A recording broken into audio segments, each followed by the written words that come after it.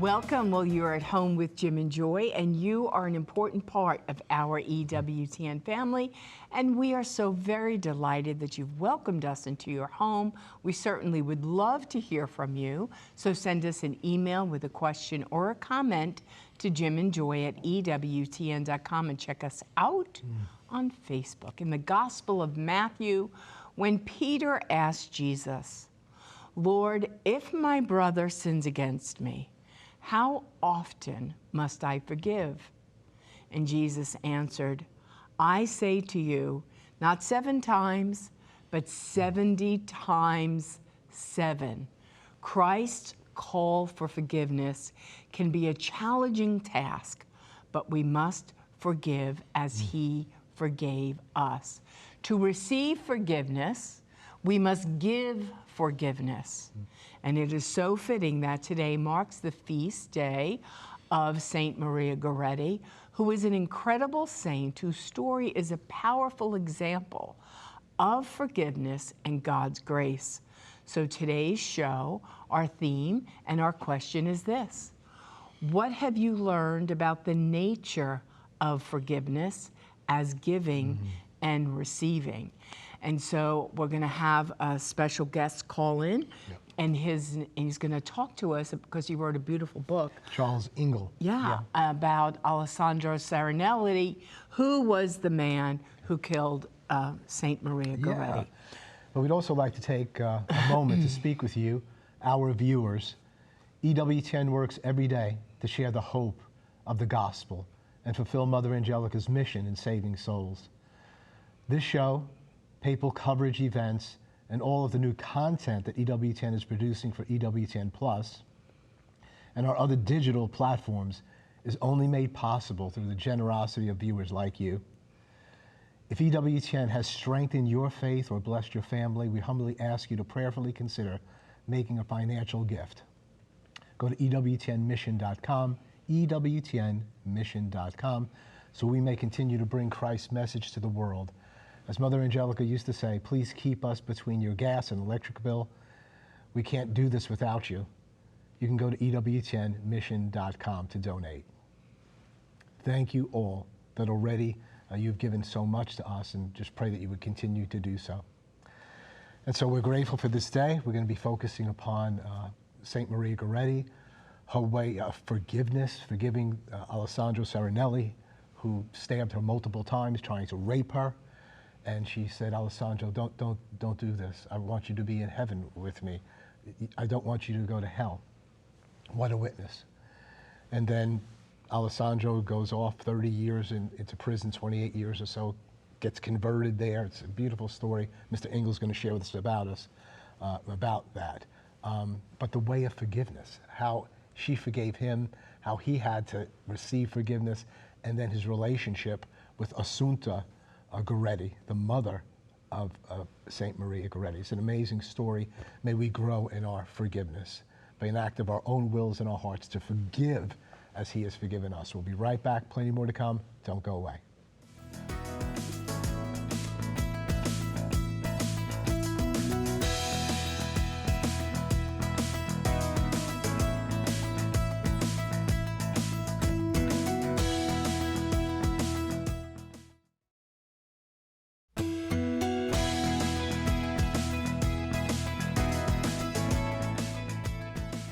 Well, welcome back. Well, today's theme is what have you learned about the nature of forgiveness as giving and receiving?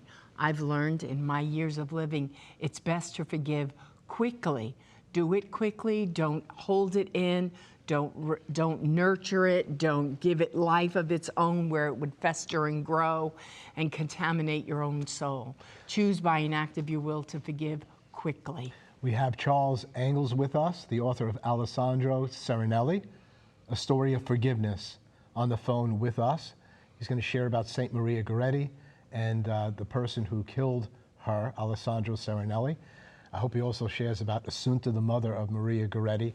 His book is just absolutely fantastic. Had him on numerous years back, usually have him on this time of year, and to share the story of this incredible witness to forgiveness And it's not just so we can hear a story about it, so that we would do likewise, that we would forgive as we have been forgiven, that we would receive forgiveness and give forgiveness. We need to do them both.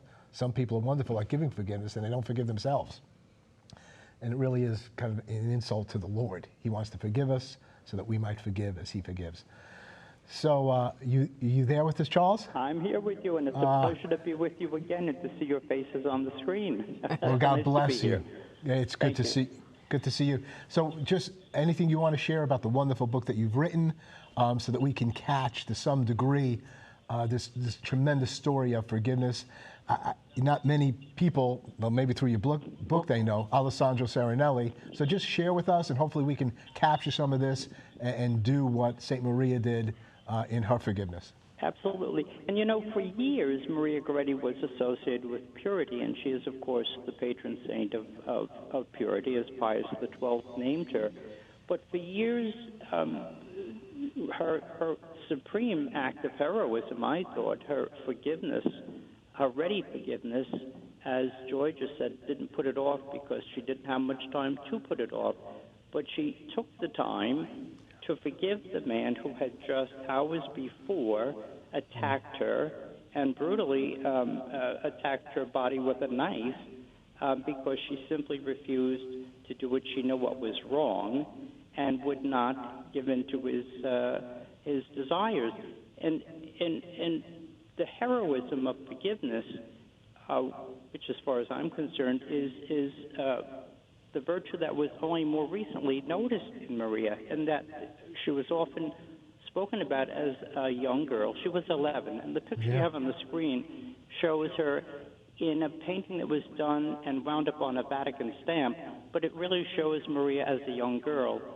And in other interviews, people have gasped at the idea that she was 11 when she was murdered. She was not a young teenage girl, as so many have thought, but she was a young child.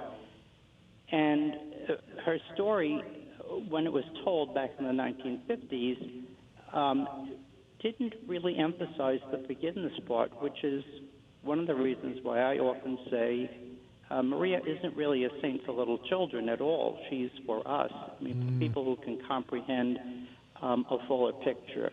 And so her forgiveness is what prompted me to write this. Alessandro died in 1970, and the book came out on the 50th anniversary of his death.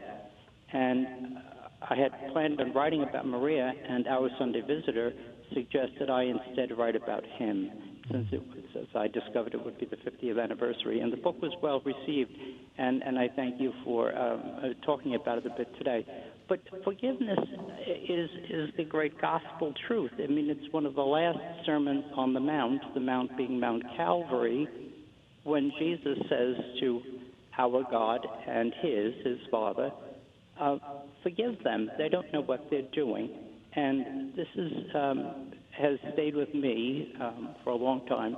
And like Joy, I think I've been able to let go of things that hurt me, or in some way I felt that hard to forgive someone. But in the end, it was not hard to forgive, even some egregious things, and was very freeing. And I am happy to say that. Yes. When we don't forgive, then we give that other person a power over us, right? That God doesn't want us to have, because it's an unhealthy power. It can ferment inside of us and make us sick, right? Yes, it does. And I think that we don't really learn that lesson sort of academically. We learn it by the experience of doing that act of forgiveness, and then realizing, wow, why didn't I do this sooner? And that sort of thing. And recognizing that we too need forgiveness. And in and outside the confessional, we need forgiveness. We need to be forgiven by those who we've offended, and the people that who love us, and people who don't love us.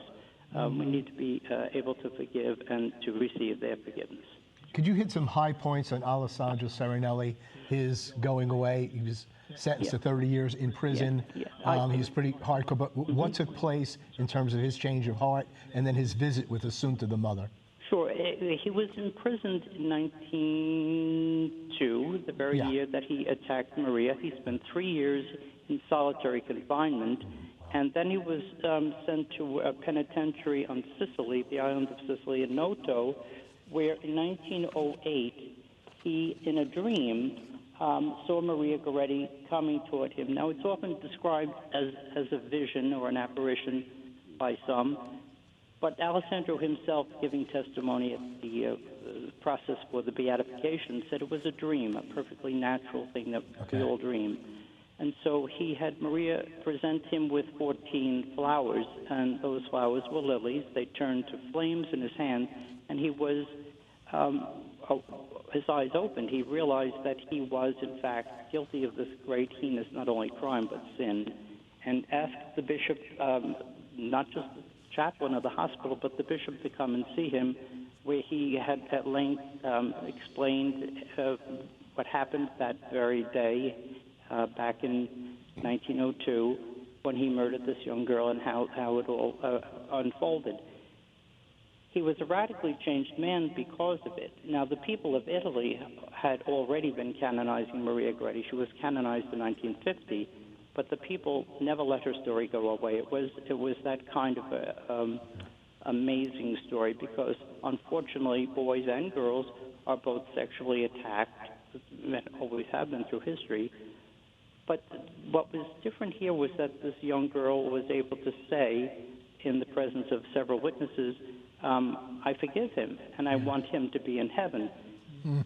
Having written this book, a number of people said to me, well, I could never forgive him, and yet Assunta would do that. In 1934, Mrs. Goretti, Assunta Goretti, was working as the housekeeper for the parish priest in a small town called Coronaldo, which I have visited, and the parish priest invited Alessandro, who was out of prison at this time, to come and visit.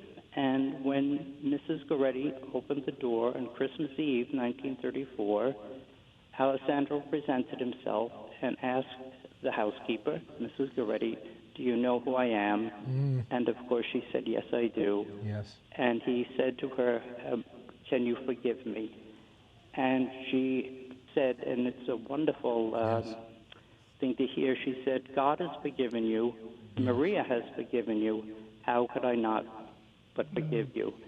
And she becomes like a mother to him again, because indeed they all lived in the same house way back when this horrible crime was committed. And so he was always kind of a son to her, and she never really thought that he had any of this sort of evil in him, that such a thing could have happened. And so he is released from jail, but the Italian people don't seem to want to forgive him. He can't hold the job down the minute they find out who he is, the famous monster. He's out of work again. And finally, a priest finds a haven for him in a monastery of the Capuchins in northern Italy. And there he finds himself falsely accused of a crime, and again is thrown out to fend for himself. And that same priest will find him another home with Capuchins, where the rest of his life will be spent. Incredible. Yeah. And it's just, my understanding is that when they did meet, I think you said it was like Christmas Eve, and one of the things she said that she wanted to do was to be down on their knees together at the evening Mass and receive Holy Eucharist together. They just did. amazing. Yes. Wonderful reading of the book. What happened was that was Christmas Eve, and so they went together to the Eucharist, and it's a remarkable story. Yes. Well, your book is remarkable, and it's so appreciated by us who've read it, because we know some things about Maria Goretti, but Alessandro, the monster, to know his reformation, what took place in his life, to know that both he and the mother were there at the canonization, on their knees, once again. This is a tremendous story of God's grace. Yeah, no, but he was not at the canonization. He was not? No. What was he what at? happened was it was falsely reported. The New York Times reported it. Many newspapers reported it, but they had to do retractions. He was going, but he was had a change of heart at the last moment, and a couple of tellings of the story. And so he stays home and listens to it in the friary. He thought it would detract, or that he would become a curiosity. He had even planned on going in a disguise, putting on a fake beard and dressing like a religious. He was not a religious. He was a lay Franciscan of the Third Order. And so he wasn't really a member of the Capuchin order in the sense that he was an actual religious, but a lay religious. Well, thank you so much for that correction of what I had to say. No, that's good. That's helpful. And thank you so much again for this book. May we take what's there and say, I'm sure a lot of us, I can never do that, I can never do that. They can never do that. Maria Goretti can never do that. It was the grace and mercy of the Lord in our lives, and we can, by an act of our will, infused by the grace of God, forgive. It doesn't mean that we forget everything or that we're feeling forgiveness in totality, even though we should forgive from our hearts.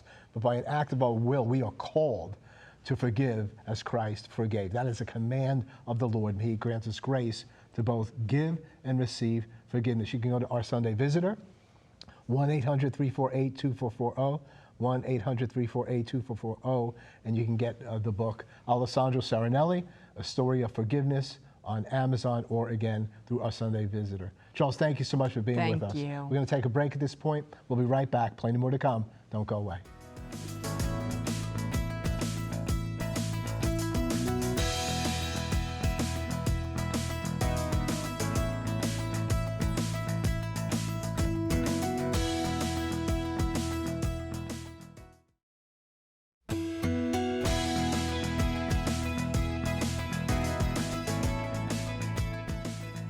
Welcome back. Well, now we're going to go to Joan Lewis to hear about the latest report on the current events that are happening in Rome. Joan, what do you have for us? Well, greetings, Jim and Joy. I'm coming to you from Knoxville, Tennessee. Yes, I'm in America for the July 4th 250th anniversary celebrations of the United States of America. These have been such happy days for me. Days of faith, family and friends, and of time for prayers of thanksgiving. And by the way, these are all words that come to mind when I think of our country, especially its founding on Christian values. And by the way, July 4th was a big day for the first American-born Pope, Leo XIV. Saturday, he traveled to the southern Italian island of Lampedusa. This was a pastoral visit with a series of deeply symbolic gestures centered on the plight of migrants and of refugees. As a matter of fact, at one point, this was amazing, with a fierce wind whipping at his back, Leo climbed to the top of a very rocky promontory to look out at a sea that was a watery grave for so many. And of course, during his Mass at the island of Lampedusa, the Holy Father lamented how many, quote, fell into the hands of robbers who took everything from them, beat them brutally, and walked away, leaving them half dead. He spoke of the sea that claimed the lives of many others, and he said, those who did not manage to reach their hoped-for destination. But still, we must remember them because they challenge us no less than those who did arrive, who did land in need of attention and aid. And by the way, July 4th evening, this was a little bit of history, the Holy Father dined with the U.S. Ambassador to the Holy See, Brian Birch, with his wife and their 9 children. And he did this at the residence of the U.S. Ambassador. So we go back one more day, though, to Friday, and there was a video message to Americans. And Pope Leo, born in Chicago, as you know, called the 250th anniversary, quote, a defining milestone in the nation's history. He said, the Declaration of Independence gave enduring voice to the ideals of liberty, equality, the pursuit of happiness, justice, and democratic self-government. Among the most cherished of these principles, he said, is religious freedom, the right of every person to worship according to conscience and to practice their faith openly without fear or coercion. And then Leo XIV noted how many generations of Americans have sought to advance these principles. He said, they have sought to advance them through sacrifice, service, innovation, and civic participation. He ended, may the spirit of 1776 continue to inspire hope and unity as the United States of America moves into the future.